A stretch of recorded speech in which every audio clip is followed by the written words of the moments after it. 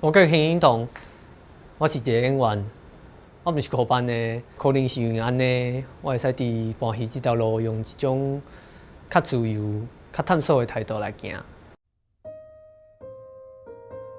对我来讲，假使毋那是剧本顶外伊是真实存在的灵魂。伫我豆豆清理剧本的时阵，幼露的感受因的心跳的时阵，伊的灵魂就会挽来阮身边。迄当时我就会把我的灵魂、把我的存在照出来，甲伊共同思考对的感受。